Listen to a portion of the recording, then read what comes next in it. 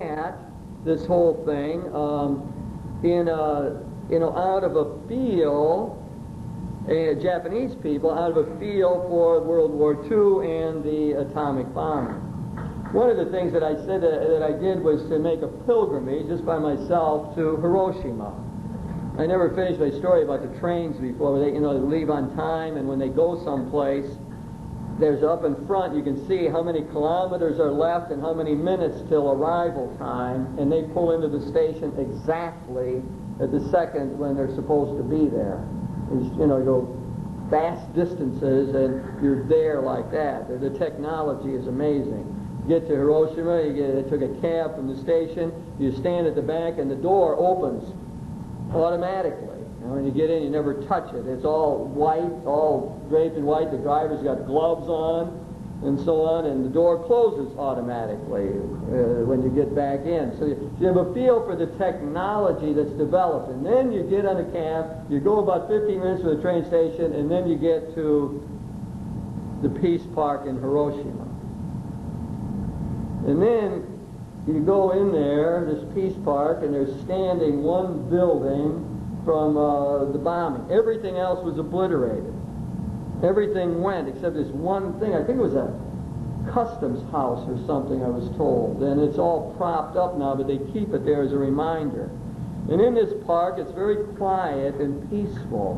And you get all these messages of the importance of peace. And you get this sense that hibakusha, I forget if I'm saying it exactly right, hibakusha, I never get the last part exactly right. But these are the people who were suffered from the bombing. They go around the world. In fact, they were here in Toledo one time. They go around the world talking peace. They're not mad at anybody. They're not angry at the United States for dropping a bomb on them. They're just devoted to peace. And in there, there's all kind of reminders of what happened. So when you get there, there's the opportunity to see movies and they showed you Hiroshima was not bombed before this in the Second World War. I never realized this before. And the people, up till the day of the bombing, 8:15 in the morning, were out playing. The kids were out playing. I mean, they didn't have thoughts of bomb shelters or anything. It hadn't been bombed throughout the war. And suddenly, at 8:15 in the morning, the atomic bomb struck, and then you see the picture of this beautiful city, and then suddenly it isn't there. And the complete rubble and so on. And then all the terrible things they describe, and there's a museum that shows you many of the things, the results. A little tricycle is almost melted down, and bits of clothing, and I guess most of us have seen that front of a bank building, wasn't it, where there was somebody sitting in front of it, and it's all black around here except a white form here. The person just disintegrated into the wall. So there's all kind of things like that you see in Hiroshima. And you begin to, at least for me, I tried to spend some time meditating there, I guess, and making it a pilgrimage. And all the monuments are very simple. Do you remember the young lady that was in the hospital and was making cranes, a symbol of peace, and sending them all around? She was trying to overcome the radiation and so on, eventually died. Well, there's a monument to her, a big pylon, and it's her statue up there holding one of these cranes. A very moving kind of thing. But I'm linking that to the Buddhist concern for peace and how there's sort of a distinctive Japanese understanding of the peace problem, growing out, I suppose, of their whole history here of trying to deal with the atomic bombing and all of that. Now, out of there were other things the monk told me about, other aesthetic practices they have. There's one where for 7 years they walk sort of constantly on a pilgrimage through the mountains in the Kyoto area. And it's just sort of a rigorous outdoor thing, another part of this tremendous discipline that they go into.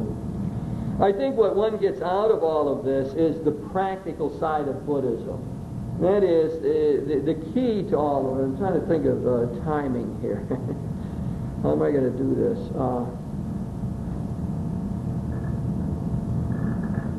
Well, my sense is maybe to try to go 10 more minutes if we can do it and complete the lecture, take a break, and then see if we have questions. If we can stand it for 10 more minutes or so, if I can do that.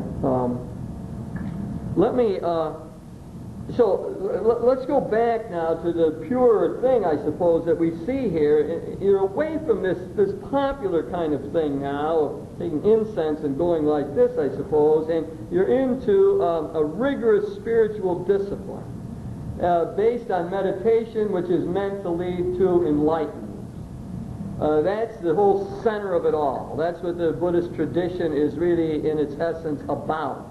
It is a way, a practical method, and it is based on this right practice of meditation. Now, there are different styles. What you see is there's all kind of ways of doing these meditations in these different schools of thought. For example, one of the things they will do, say that someone has an eating problem. Well, overeating. Well, they have a meditation technique, and I mean, this gets really gross, but what you try to do is imagine the food making the whole cycle through you. And do it in great detail. And the idea is you don't want to eat that food. After you've done this meditation enough times, this food does not look all that appetizing. And then you'll be able to repeat that quite quickly whenever you're tempted again to eat. That would be one sort of style of meditation. Another style is what some have called Dharma analysis. I don't know why I'm on that same kick, but it's the same sort of problem. What you would do in this way, you know, a compulsion to eat, you could do it with any compulsion, is you try to analyze very carefully and break apart the craving that you have. Like, why do I want to eat this? I just ate. I'm not hungry. Why would I want to eat now? And you go very carefully through each component of it. And what will I feel like if I do eat it? What the state will it put me in? And so you try to get all the psychological elements. You go through it very carefully and analyze it. And what's supposed to happen through Dharma analysis, as some call it, is you see through the illusion that you see it's an illusion that you want to eat this food. It doesn't make any sense to eat this food now. And so by this enlightenment type meditation, you are able to move beyond this. I must say that I believe that there's something really important. For example, if I try to help people deal with repressed anger, there's to me a twofold step in dealing with deep anger. One is that one has to sort of get it out in some way. You know, try to express it, recognize that it's there, find a constructive way of expressing it, like hitting a pillow or a punching bag, or yelling in the car, or cursing somebody or whatever, but get it out in a way.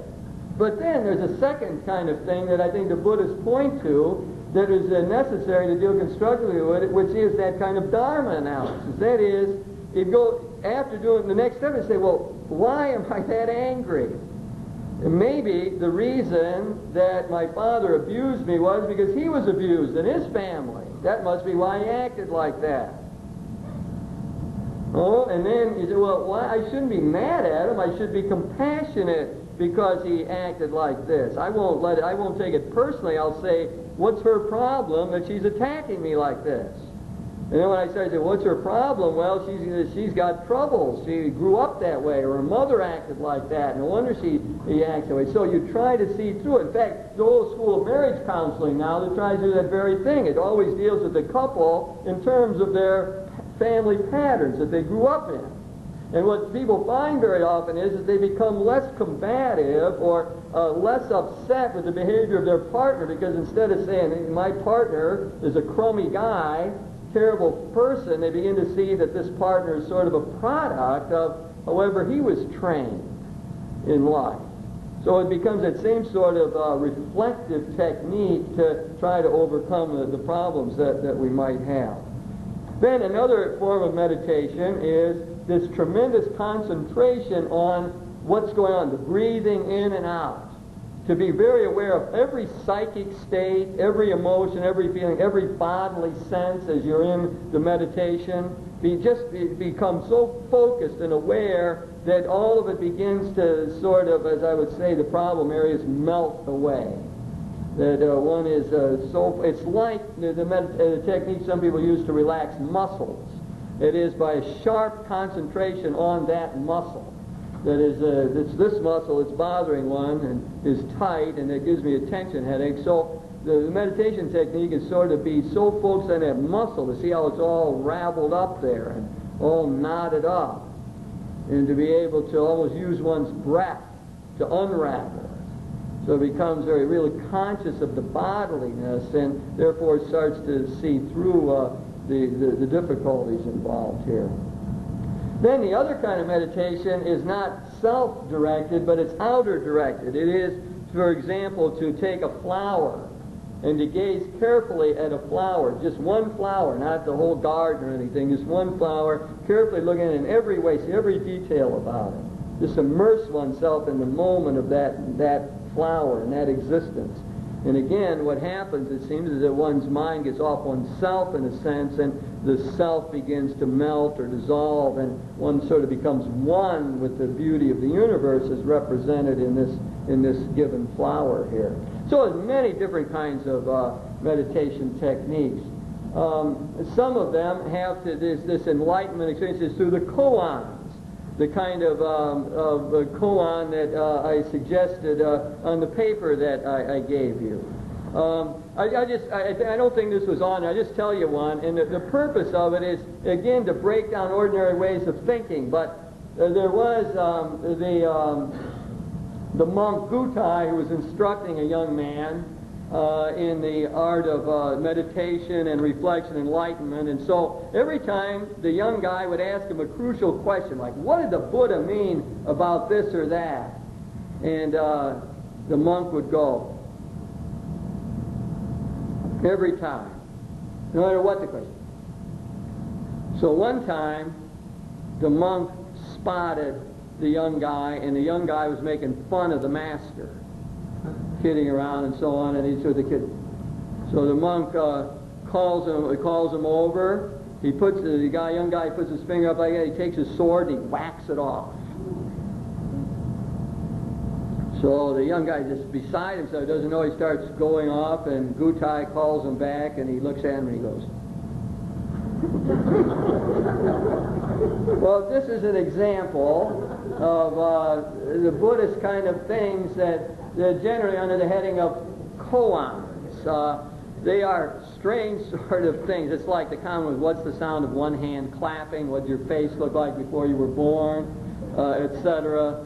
All kind of things that are designed to shake up the ordinary patterns of perception and get one to see life or to see things in a new kind of way with fresh eyes. So as the saying goes, the young person getting ready to become a monk and going through the whole process, he looks out and the monk says, "What's that?" "That's a mountain."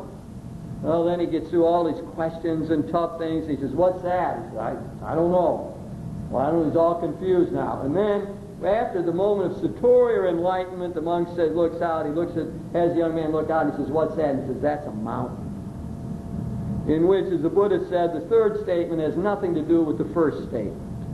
First statement, "That's a mountain," is a nothing statement. The third statement, "That's a mountain," is one where one really sees and understands. What one is trying to do in all of this is become mindful, present, collected, serene, present to what's going on now, immersed in this time, and not all upset about what went on before or what might go on in the future. So we're after serenity in all of this. Well, the final thing, the segment of all of this, is to get back now, the scholars, the persons that the monk didn't like, they're still at another level in all this. Well, now they're talking in a different kind of way. They're at the level now of trying to say, what is this theory, what does this practice mean in theory? Well, what's this all about? How do you give some sort of a coherent explanation of it all. So now the effort is, let's get back to the Buddha, the historical figure who lived about the 5th century BC, and see what was he about. Siddhartha Gautama grows up in a nice family, and he has a nice life, and he's sort of protected from everything. And now he encounters suffering, an old person, a sick person, and a dead person. He has to figure, what's this all about? So he wrestles with it, and he leaves his wife and his child and goes out into the forest and thinks about it and attaches himself to the other great leaders and so on. And for 6 years he's trying to figure out, what's this all mean? And he can't get it. So finally, after 6 years, he sits down under the Bodhi tree and in a sort of a more meditative, relaxed pose, and it comes to him. He has his moment of satori, his enlightenment. As the Second Vatican Council said, a graced experience here. And in this experience, he sees it. He gets it. He understands what life's all about and how you can deal with it. And he doesn't know if he should tell anybody. He holds it in for a long time. It's too overwhelming, too overpowering. So finally, he travels a long distance to the city of Benares, and there he starts to tell one person about it, and he doesn't get it, and then he laughs at him. And then he gathers 5 people around him, and he now tells them. And he preaches his first sermon as the Buddha, the enlightened one, the perfect one. And the sermon entails the 4 Noble Truths, which is really what's behind all this other stuff I've been talking about. And the 4 Noble Truths that start the whole tradition are at the center. The first truth is, life is suffering. Life is a flux and a flow that causes human beings pain and disgust and trouble. It's a painful life. Second noble truth. What causes that? Why is it so painful? The answer is because of desire, craving. The word is like a powerful thirst, because we got a thirst for material goods. We got a thirst to save ourselves.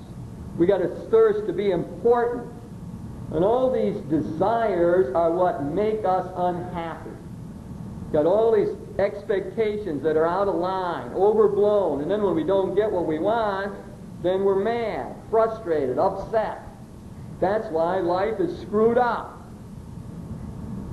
Third noble truth. What's the answer? Get rid of the craving. Stop the desires. Get the expectations under control. Cut it all back. In fact, cut it back radically, so that one now no longer desires to exist. One no longer even desires to be a self. Get rid of all the craving, all this excessive stuff.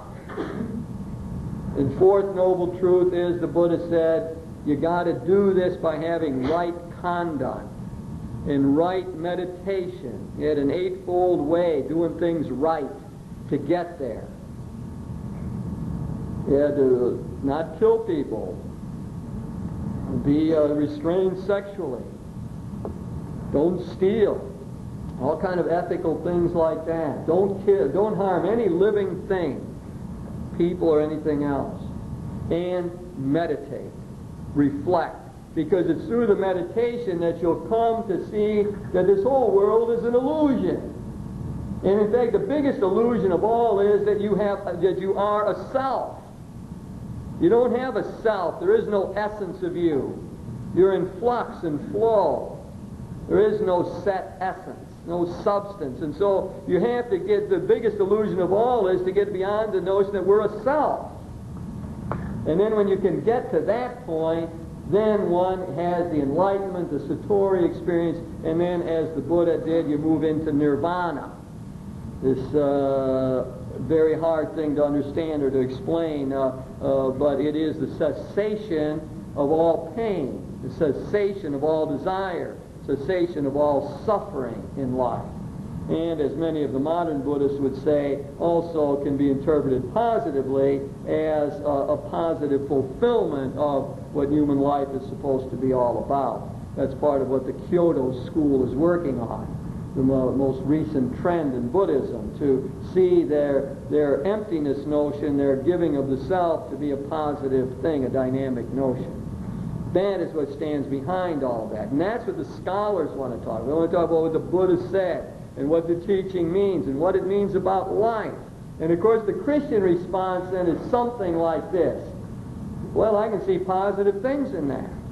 You know, isn't it true? A lot of our problems are because desires are out of control. I mean, you got a house where this big, and you're unhappy because you want a bigger house. Well, it's very obvious. You know, if we let everything around us drive us that way, then it's unhappy because you can't have it. And mostly what we can't have just because we want it is things like love. Well, to strive for that, a craving for that, is exactly what makes it impossible to get it. And so the great realities are community. You want to have community. Well, the Buddhists, they try to force community, make it happen. That's exactly when it won't happen. Can't make it happen like that. So, simple kind of things maybe we would learn from this more detailed analysis that the Buddhists give us. Let me just concretize that whole teaching in this way. There were two monks walking along the river. Monks are celibates and not to have anything to do with women. They walk along, and who is in front of them but one of the most beautiful young ladies one has ever seen? This young lady needs to get across the river, and there's no way to do it. To the great horror of the one monk, the other one walks up to her, offers to take her across, picks her up in his arms, walks across the river with her, and puts her down on the other side. The two monks walk on. The one monk can no longer contain himself. He says, "How could you do this? How could you violate your vows like that? I can't believe this." Berates him. And the other monk looks at him and he says, "Look, I picked her up, carried her across the river, and I set her down and left her there. You are still carrying her in your head." Let's take a 5-minute break and have questions, comments, whatever.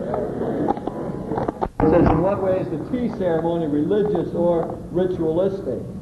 Well, so much in the Japanese culture is indeed ritualistic, and that is for sure that the tea ceremony is like it. In fact, I saw in people sort of practicing it and being taught how to do this.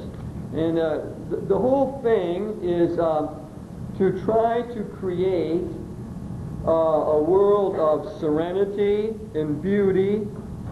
It all fits in with the Buddhist concept of trying to calm things down, slow things down, bring an aesthetic element to life. And so the tea ceremony, you come in, and it's the utensils are all properly picked, the way the things are served, the way I was watching them, showing them how they hold the cup and so on, and then it's all sort of slowed down pace. You're supposed to, it's again this being mindful of what's happening and enjoying or being immersed in the moment of it all. So yeah, I mean, it is very ritualistic, and it fits in with the whole Zen Buddhist concept of how life should be looked at. In fact, most things in the culture have this ritualistic aspect. Even the sumo wrestlers. Have you seen the sumo wrestlers and all that? That's all goes back to Shinto origins. And I think one of the things they do is right before they come out is they sprinkle salt in front of them. It's all part of ancient Shinto kind of ritual. The whole the tea ceremony is an art form, and one of the interesting things is the way the art works within Buddhism. I saw a lot of gardens. In fact, I mean, this seems incredible, but in the Japanese subway, walking along in the subway, and they're beautiful and clean, and they run perfectly on time and everything. And off in the corner is this beautiful little garden down in the subway. I mean, just like New York. It's incredible. There it is. It's wonderful. And the flowers and so on, and arranging flowers is always so important. And, well, in these gardens, I went to, I guess, one of the most famous ones in all of Japan. And when you get there, it's an open area. I'm going to guess it about this big, right about down here, and this long. And there's really no flowers or no shrubs. There's this gravel in there that is carefully raked. And I'm remembering now, I might have this wrong, but there's about 3 or 4 stones in it. And the stones, and what the Buddhists say, and there's this empty space, and there's this larger stone here, and there's this smaller stone down here. And I experimented with this. I tried to pray and meditate with that, and their idea is that this art form, being so open and empty, is supposed to create a space for meditation, and sort of it allows, maybe in our Western way, a filling in. It's a supplying kind of thing that you can do. I spent a lot of time there just sort of, trying to get a feel for what this is all about. But the theory of it is all around this notion of emptiness. Emptiness is the key concept for them, and it's sunyata. Sunyata means emptiness, and a lot of like this book is titled Buddhist Emptiness and Christian Trinity. For them, sort of the ultimate thing is emptiness, like there's no self. Reality is an illusion. It's all empty. You get to where you're supposed to go by emptying yourself.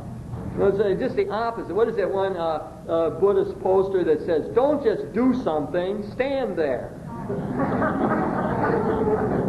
No, it's just all a polar opposite of our own approach to life. Don't just do something, stand there. It's a totally different approach to what life is. And so emptiness is the major concept. Well, this garden that you see, and they're all sort of like that. They only have a few rocks in them, and they're really simple, and people are quiet when they're around them, and so on. And it's supposed to create this sort of empty space, and for one. So the question becomes then, in terms of the overall relationship between Buddhism and Christianity, is there a way in which we can get together on what the ultimate is? It's the question I asked the monk that he wouldn't answer. What do you say about the ultimate? Now, the scholars are not afraid of that question. The monk doesn't want to answer it. And the common person says, well, yeah, there's a lot of gods, or yeah, I believe in Amida Buddha, or I'm going to go to Pure Land. At that level, there's clearly belief in gods throughout Buddhism. Throughout, wherever you would find it, there's the common people sort of invent these gods or project them, as Freud said. It's almost like a need. But at the level of the scholars, the question is this emptiness negative? Is nirvana totally negative? Like some have described nirvana like blowing out the flame on a candle. That's what getting to nirvana is all about. Or someone said it's like a drop in the ocean where you just don't exist anymore. You're just a drop in the overall ocean. In other words, there's one school of thought that describes the ultimate, wherever we get to, or whatever is the deepest, most powerful reality in the world, as negative. It's emptiness. It's nothingness. And as soon as you get that straight, then you can get rid of your craving and get rid of your desires, and then you'll get rid of suffering. And that's what to get there is to be extinguished like the flame of the candle.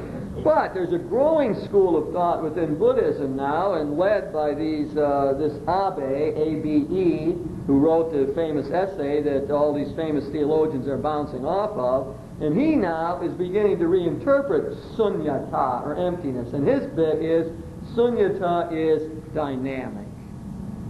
And that you say no to self, no to the world, not like the candle being blown out, but as a means of finding something else. Now that's an oversimplified version of this, but it opens up. In other words, the question then becomes, is Buddhist emptiness something like our Christian Trinity?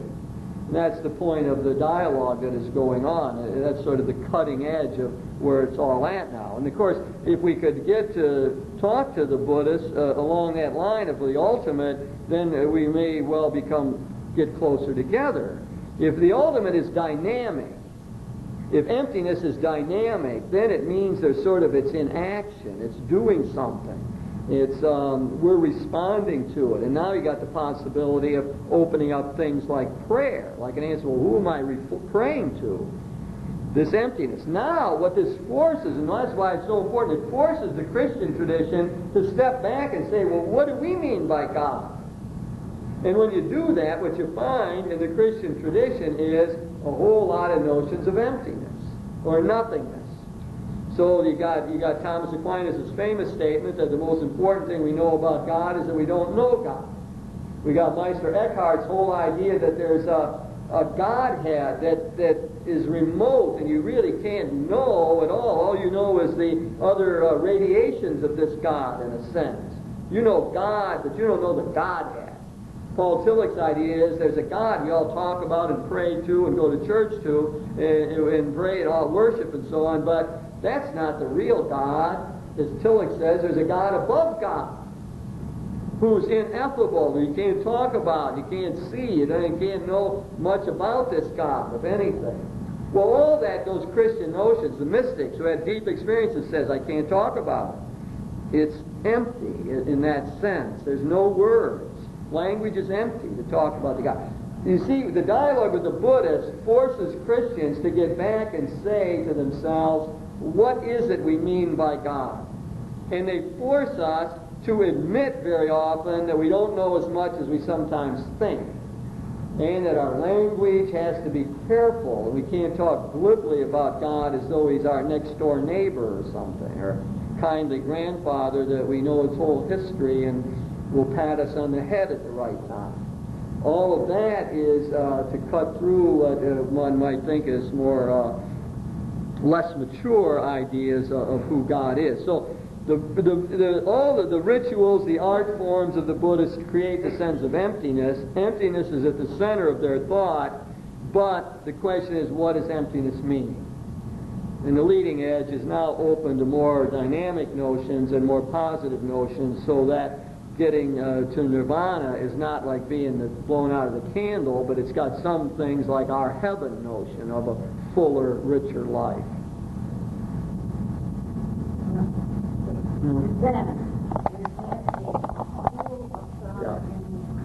I'm having a hard time here because last week it fit into an empty I'm looking for the process, right. The historical. Well, I did it all backwards tonight. I did it on purpose. I thought that it was a good methodology.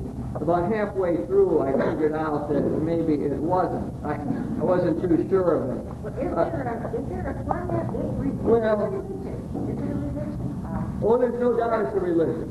I mean, we can say it. I mean, if you back it up, go the other way and say there was an historical figure that's like Jesus in many ways. Buddhism is a founder religion. Like Hinduism, we don't know who the founder of Hinduism was. We know who the founder of Islam is, of Judaism, of Christianity, and Buddhism. They got founders. So there's an original insider genius. This original insider genius grew up in a Hindu world in India. And he rejected parts of that. And he got tired of this sort of aristocratic life, that is, this well-off life that he had. And he taught a doctrine. I mean, he taught a way, I should say. He taught the Four Noble Truths. Just like you get the same idea. Jesus, you parallel him all the way along the line, right? So Jesus comes on, and he has a turnaround experience through the encounter with John the Baptist and so on, and his temptation, and then he preaches. And they both preach. And when they preach, the people who hear them say, aha, this is amazing. This is wonderful. This is the secret to life. This is a universal teaching. I'm going to join up.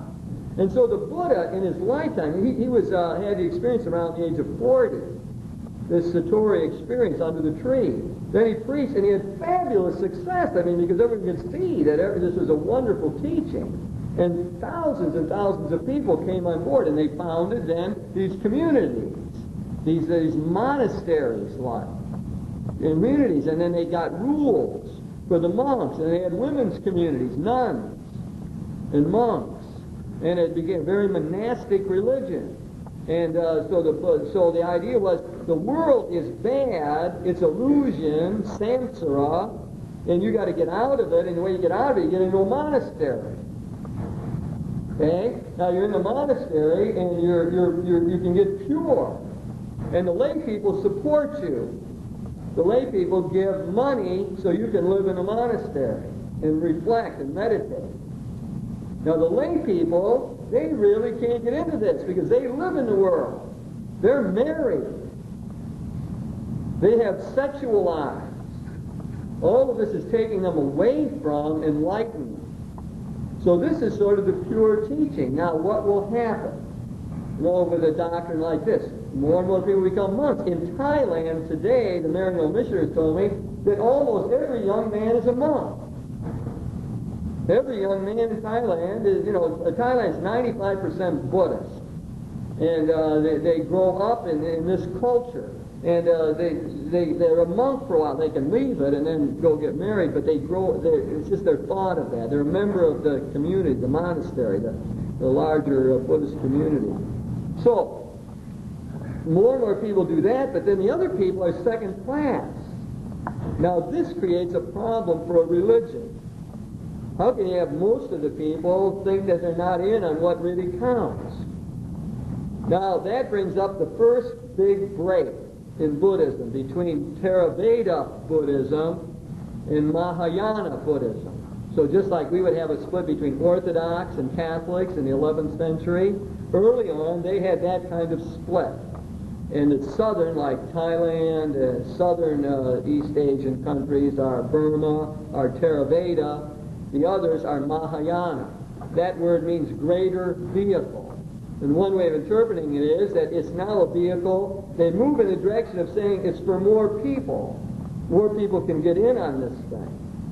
And now the Mahayana version is the kind that came into Japan. And when it got into Japan, it came through China.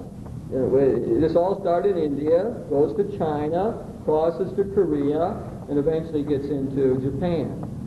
When the Mahayana version gets there, it's already now become more popular, and it splits up into various things. The biggest, most powerful is the Pure Land. That's when I was striving, you're going to get to the Pure Land, the Western land, where there will be happiness and what we like heaven. It's clearly like heaven. And there's a main god, Amida Buddha. In fact, I even found out that in one sect, they think that Amida Buddha, which is sort of this, maybe I'm wrong, this is my impression, Amida Buddha looks feminine to me in all the art. I saw a lot of Buddhist art. It's wonderful stuff, and all of it has meaning. Like you see the Buddha's hand up like is protecting. See the Buddha's two hands down like this, the Buddha is meditating. All of the subtle changes have a meaning in this artwork. But the Mahayana version, and they have this Amida Buddha who's came way before.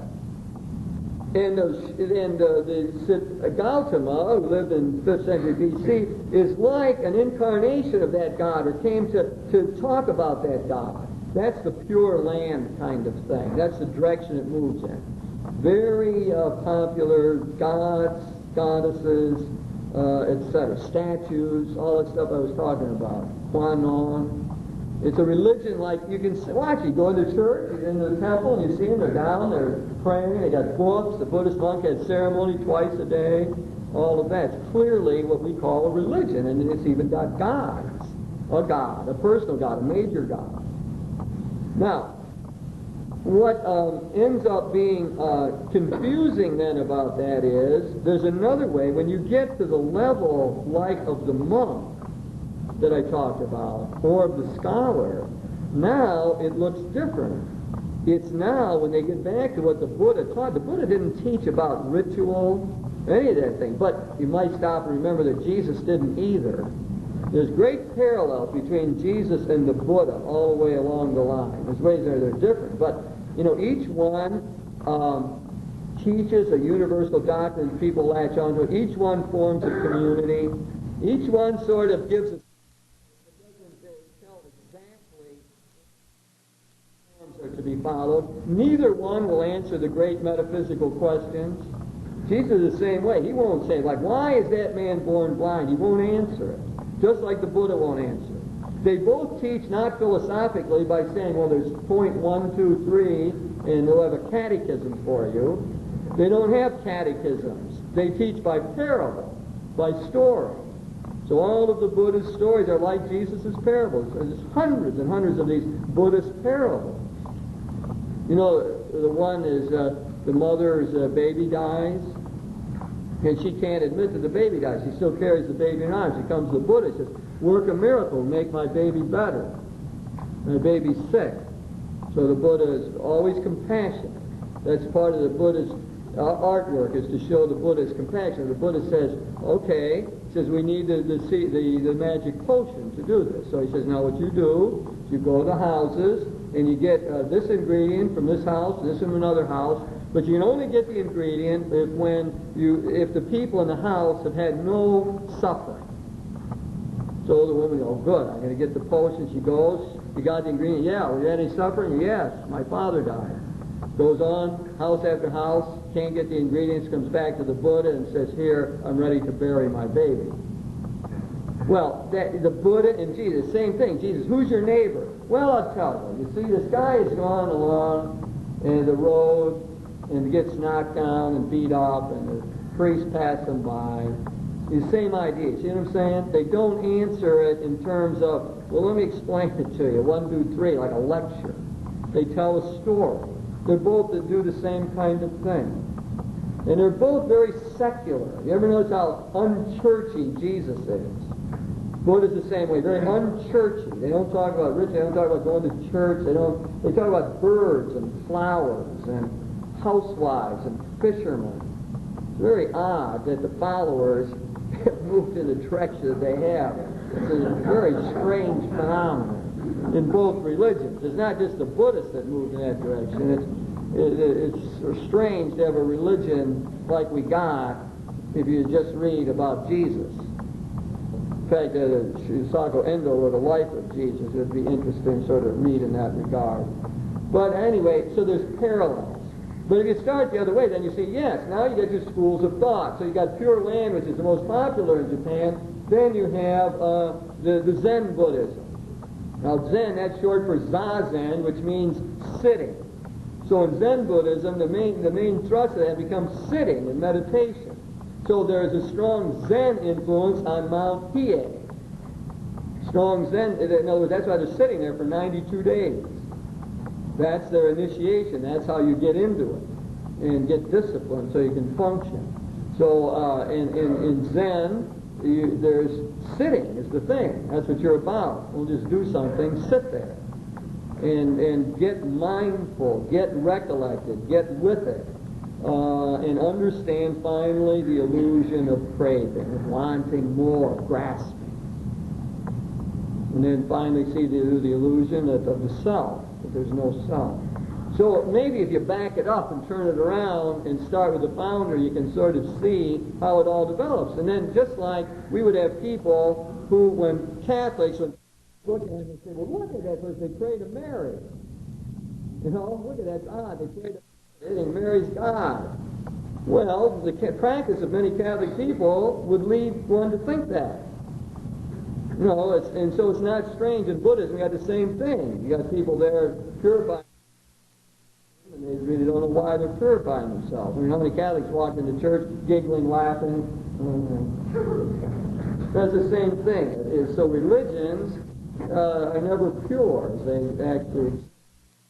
So it's a religion for sure. It's a symbol system for sure. It's a way of for sure.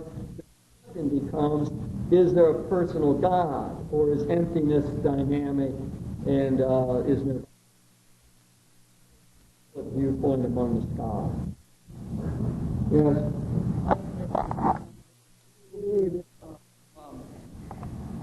I suppose that the scientific bent, or the people who happen to know process philosophy and theology, there's similarities.